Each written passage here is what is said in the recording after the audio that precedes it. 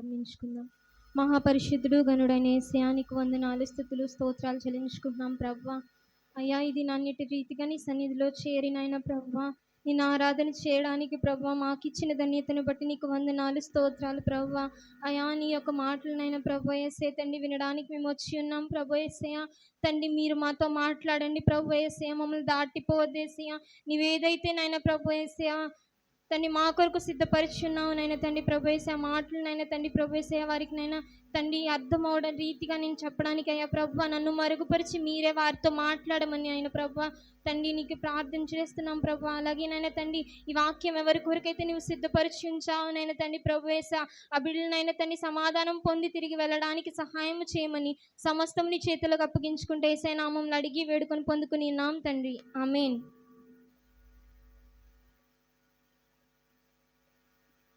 దేవునికి ఒకసారి స్తుతులు చెల్లిందమ్మా. యేసయ్యా నీకు వందనాలు. ప్రతి ఒక్కరం సంతోషంగా ఉన్న వారందరూ ఈ దేవుని నామములో స్తోత్రం చెప్దాం యేసయ్యకి. హల్లెలూయా, హల్లెలూయా. యెషయా గ్రంథము 33వ అధ్యాయం 15, 16, 17 వచనాలు చదువు. యెషయా గ్రంథము 33వ అధ్యాయం 15, 16, 17 వచనాలు.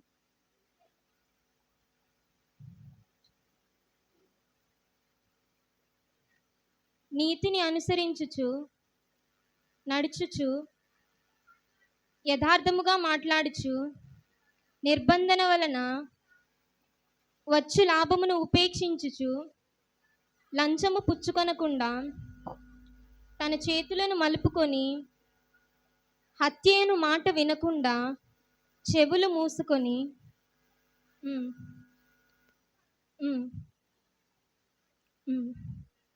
పర్వతములోని శిలలు అతనికి కోటయగును, తప్పక అతనికి ఆహారము దొరుకును, అతని నీళ్లు అతనికి శాశ్వతముగా ఉండును.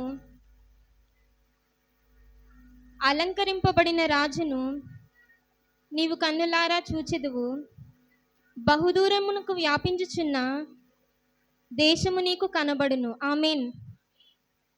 దేవుడు మన కొరకు సిద్ధపరిచిన లేఖన భాగం నుంచి ఈ వాక్యం మనం చదువుతున్నప్పుడు చాలా సంతోషంగా ఉంటుంది కదా. అక్కడ 16, 17 వచనాల్లో దేవుడు మనకి కొన్ని వచనాలు చదువుతున్నప్పుడు అక్కడ మనకు కనబడుతుంది వారి ఆహారం వారికి దొరుకును, వాళ్ళ నీళ్లు మనకి దొరుకును అని చెప్పి అక్కడ కనబడుతుంది. ఉన్నత స్థలముల్లో ఉండాలని ఎవరు అనుకోరు, ప్రతి ఒక్కరికి ఆశ ఉంటుంది కదా. ఉన్నత స్థలములో ఉండాలని చెప్పి ప్రతి ఒక్కరికి ఆశ ఉంటుంది. ఎంతమంది ఇక్కడ ఉన్నత స్థలంలో నేను ఉండాలి అని ఎవరు అనుకుంటున్నారు? ఆబ్వియస్లీ అందరం అనుకుంటాం. అందుకే దేవుని సన్నిధికి మనం వచ్చి ఉన్నాం. దేవుడు మనల్ని ఆశీర్వదించాలి, ఆశీర్వదించిన రీతిగా ఉన్నత స్థలంలో మనం ఉంచబడాలని చెప్పి దేవుని సన్నిధికి వచ్చి ఉన్నాం. ఉన్నత స్థలంలో ఉండాలి అని అంటే ఏం చేయాలనేది ఆ పై వచనంలో మనం చూస్తూ ఉన్నాం. నీతిని అనుసరించి నడుచుకోవాలి, ఇంకా చాలా అక్కడ రాయబడి ఉన్నాయి. అయితే మన దేవుని పిల్లలైన మనము మన ఆలోచనలు మన ఉద్దేశాలు ఎలా ఉండాలి? ఉన్నతంగా ఉండాలి. మన ఆలోచనలు ఎప్పుడు కూడా ఎలా ఉండాలి? ఉన్నతంగా ఉండాలి. ఉన్నతంగా ఉంటేనే మనం అప్పుడు దేవుడు ఇచ్చే ఆశీర్వాదాన్ని మనం పొందుకోగలుగుతాం. మన ఆలోచనలు మన ఉద్దేశాలు ఉన్నతంగా ఉన్నప్పుడు దేవుడిచ్చే ఆశీర్వాదాలను మనం పొందుకోగలుగుతాం. అయితే ఒక సరోవరం ఉందంట. సరోవరం అంటే తెలుసా మీ అందరికీ? ఒక సరస్సు లాంటిది. సరోవరాలను వేటిని అంటారంటే వాటి చుట్టూ కూడా మొక్కలతో మంచి ప్రదేశాలతో మంచిగా అక్కడ మంచి నీరు ఉన్న దగ్గరని వాటిని సరోవరాలు అంటూ ఉంటారు. ఆ సరోవరంలో ఒక రాజహంస ఉందన్నమాట. ఏముంది? రాజహంస ఉంది. ఆ రాజహంస ఆ సరోవరంలో చక్కగా డైలీ అందులో ఆడుకుంటూ ఉందన్నమాట. ఎందుకంటే ఆ సరోవరం చుట్టూ ఆహ్లాదకరమైన పరిస్థితులు ఉన్నాయి. అట్ ద సేమ్ టైం ఆ సరోవరంలో రాజహంస మంచి నీళ్ళు ఉంటుంది. సరోవరంలో ఉంటే ఒకరోజు రాజహంస ఒక పంది పిల్ల దగ్గరికి వచ్చి అనిందంట. ఏమనంటే, నువ్వు కూడా ఇక్కడ ఉండకు, సరోవరంలో మంచి నీళ్ళు ఉన్నాయి, మురికి నీళ్ళు లేవు, చాలా మంచి నీళ్ళు ఉన్నాయి, నువ్వు కూడా నాతో పాటు సరోవరానికి వచ్చేసాయి అని చెప్పి ఆ పంది పిల్లకి ఆ రాజహంస చెప్పినప్పుడు ఆ పంది పిల్ల తిరిగి ఏం క్వశ్చన్ వేసిందో తెలుసా? అక్కడ కూడా కొంచెం మురికి నీరు ఏమైనా ఉందా, నేను అక్కడికి వచ్చి ఉంటాను, మురికి నీరు ఏదైనా ఉంటే చెప్పు, నేను కూడా వచ్చేస్తానని చెప్పి ఆ పంది రిప్లై ఇచ్చింది. మనలో కూడా చాలామంది దేవుడు ఆశీర్వదించాలని, దేవుడు వీళ్ళని ఉన్నత స్థలంలో నిలబెట్టాలని దేవుడు మనలో చాలా మందిని చూస్తా ఉంటాడు. కానీ కొంతమంది ఏం చేస్తూ ఉంటారంటే, నేను రాను, నేను ఇంకా ఈ పాపంలోనే నేను జీవిస్తానని చెప్పి, కొంతమంది దేవుని ఆశీర్వాదం పొందుకొనకుండా ఆ మురికిలోనే, ఆ పాపంలోనే ఉండడానికి ఇష్టపడతా ఉంటారు. దేవుడు ఆశీర్వదించడానికి దేవుడు సిద్ధంగా ఉన్నాడు.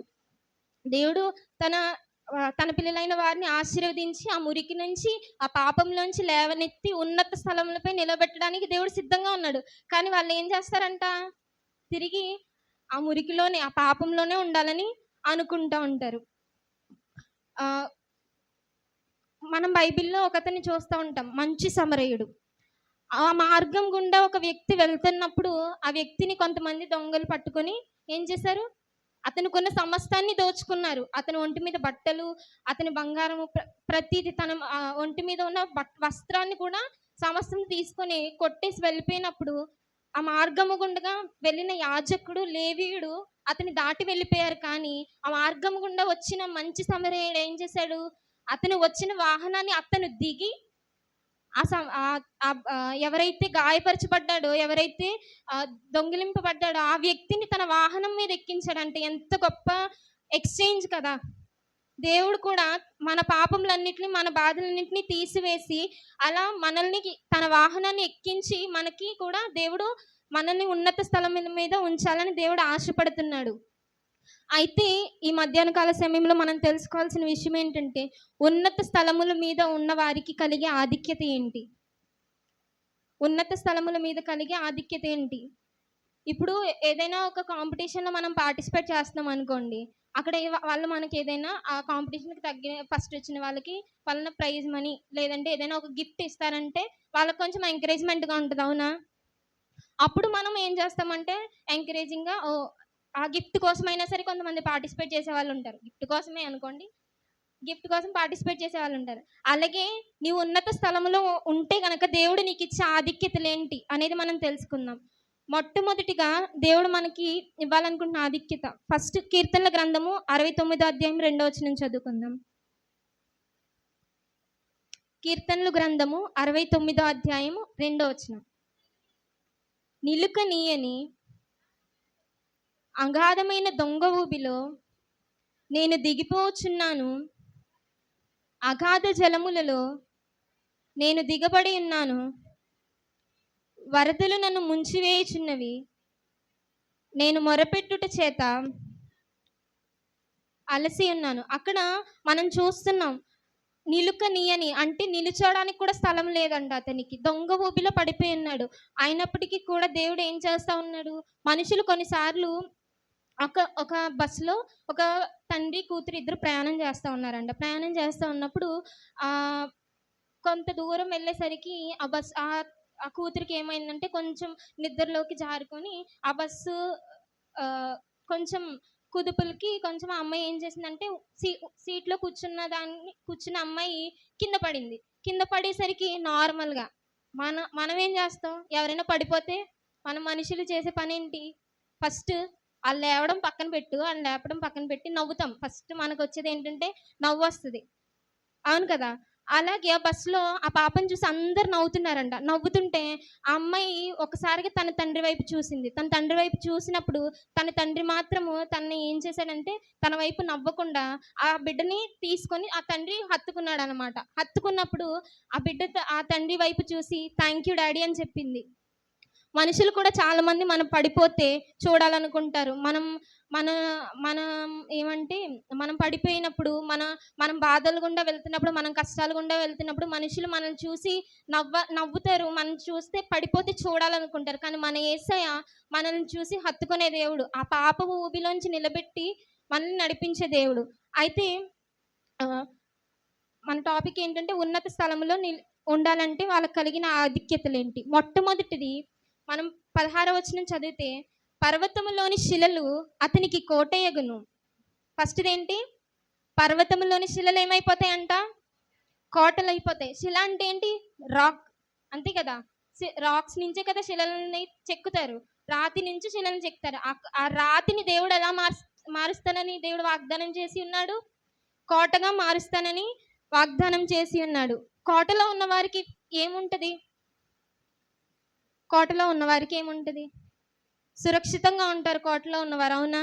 ప్రొటెక్టెడ్‌గా ఉంటారు. సెక్యూర్డ్‌గా ఉంటారు. ఫస్ట్‌ది ఉన్నత స్థలంలో ఉన్నవారికి దేవుడు ఇచ్చే ఆధిక్యత ఏంటంటే ప్రొటెక్షన్. ఏంటి? ప్రొటెక్షన్ ఇస్తాడు దేవుడు. ఉన్నత స్థలములో ఉన్నవారికి దేవుడు ప్రొటెక్షన్ ఇస్తాడు. సురక్షితంగా వారిని ఉంచుతాడు. ఫర్ ఎగ్జాంపుల్ వైట్ హౌస్ చూసామనుకోండి మనం. అది చూడ్డానికి బయట నుంచి చూడ్డానికి నార్మల్‌గా చాలా చిన్నగా కనిపిస్తది. కానీ లోపలికెళ్తే అండర్ గ్రౌండ్‌లో చాలా రూమ్స్ అనేవి ఉంటాయి. ఎటు నుంచి వస్తారో కూడా తెలీదు ప్రెసిడెంట్.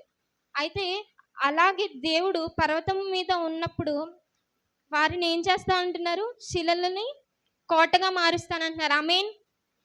పాప ఊబిలో నుండి లేపబడి బండ మీద ఎవరైతే వస్తారో వారిని దేవుడు ఏం చెప్తున్నాడంటే వారిని నిశ్చయంగా నేను నిన్ను కోటగా మలుస్తానని చెప్పి దేవుడు చెప్తా ఉన్నాడు.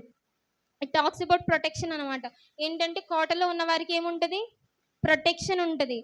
కోవిడ్ టైంలో మన అందరము ఏం యూజ్ చేసాం ప్రొటెక్షన్ కోసం? మాస్క్స్, శానిటైజర్స్ యూజ్ చేసాం. అవునా? ఎందుకంటే అది పెట్టుకుంటే మనం కోవిడ్ నుంచి ప్రొటెక్ట్ చేయబడతాం కదా! అలాగే దేవుని యేసు అనే బండ మీదకి ఎవరైతే వస్తారో వారు నిశ్చయముగా దేవుడు చెప్తున్న మాట ఏంటంటే నేను నిశ్చయముగా నువ్వు శిలలాంటి పరిస్థితిలో ఉన్నావా? నువ్వు చిన్నగా ఉన్నావా? నేను నిన్ను కోటగా మార్చడానికి ఇష్టపడుతున్నానని దేవుడు చెప్తున్నాడు. ఆమేన్. సామెతల గ్రంథం 18వ అధ్యాయం 10వ వచనం చదువుదాం. సామెతల గ్రంథం 18వ అధ్యాయం 10వ వచనం.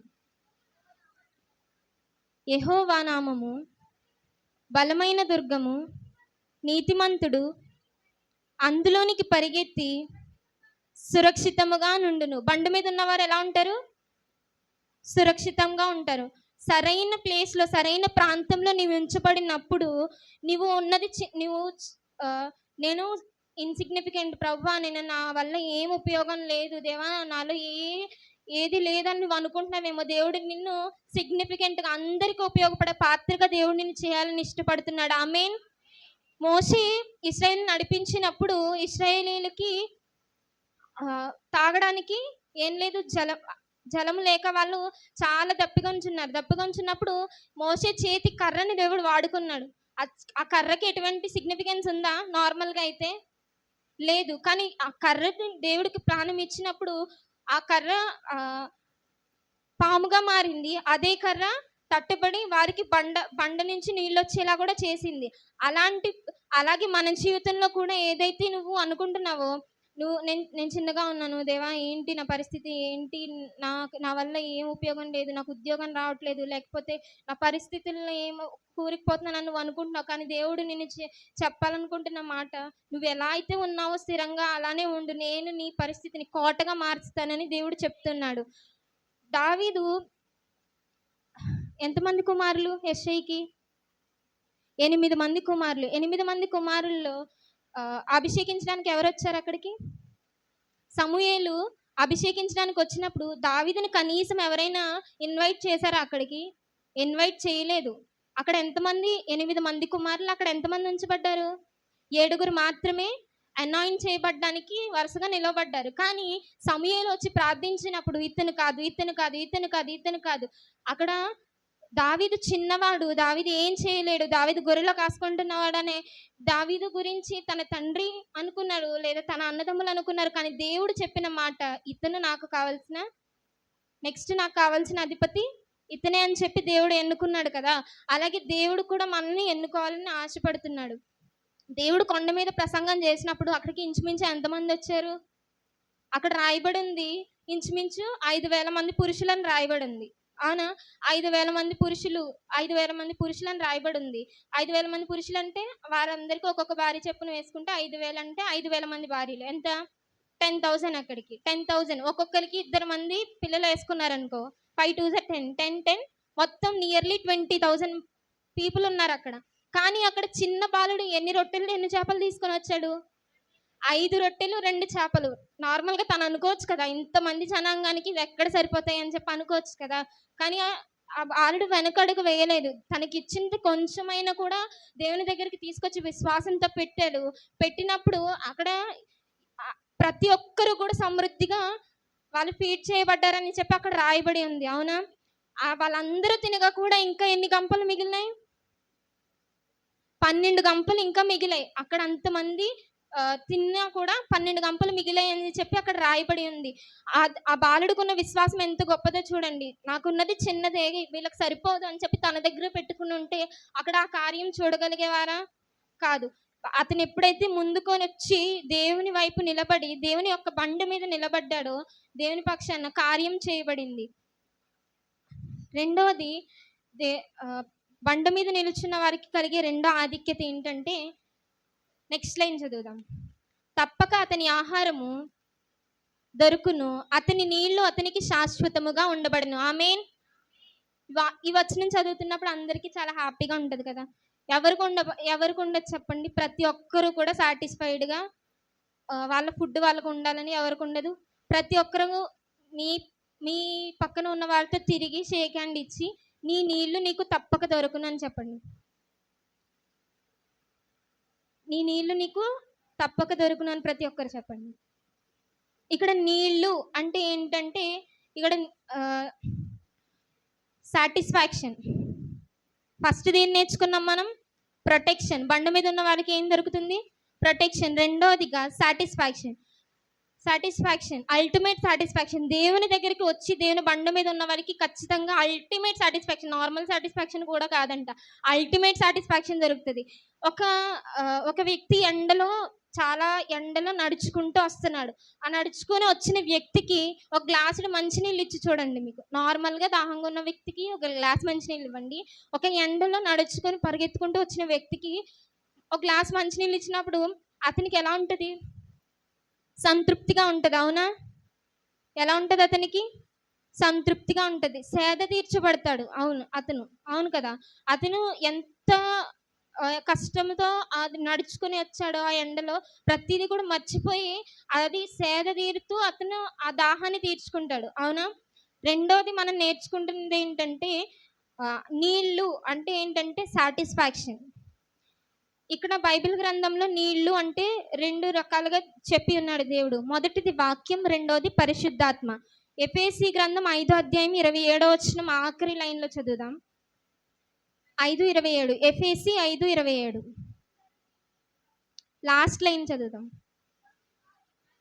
వాక్యమనే ఉదక స్నానము చేత వారిని పవిత్రపరచుము, పరిశుద్ధపరచుటకై దాని కొరకు తన్ను తాను అప్పగించుకొనెను. వాక్యం అనే ఉదక స్నానము. ఇక్కడ నీళ్లు దేనికి సాదృశ్యంగా రాయబడ్డాయి?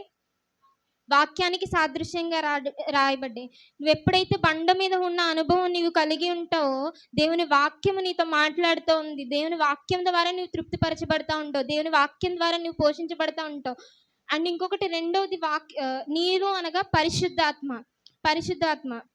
దేవుడు బాప్తిస్మం పొందుకున్నప్పుడు అతని మీదకి ఏమొచ్చింది? పావురం వలె దేవుని ఆత్మ వచ్చిందని మనం లేఖన భాగాల్లో చదువుతున్నారు. రెండోది నీళ్ళకి సాదృశ్యం ఏంటంటే పరిశుద్ధాత్మ. మొట్టమొదటిది వాక్యం సాదృశ్యంగా ఉంది, రెండోది పరిశుద్ధాత్మ సాదృశ్యంగా ఉంది. యెషయా గ్రంథం 49వ అధ్యాయం 10వ వచనం. యెషయా 49:10. వారి యందు కనికరించువాడు వారి తోడుకొని వచ్చును, వారిని తోడుకొని పోవచ్చును, నీటి బుగ్గల యొద్ద వారిని నడిపించును. కాబట్టి వారికి ఆకలి అయినను దప్పి అయినను కలగదు, ఎండమావులైనను ఎండ అయినను వారికి తగలదు. ఆమేన్. ఎప్పుడు మనకి సాటిస్ఫాక్షన్ వస్తుంది? ప్రొటెక్షన్ ఎప్పుడు వస్తుంది? సాటిస్ఫాక్షన్ ఎప్పుడు వస్తుంది?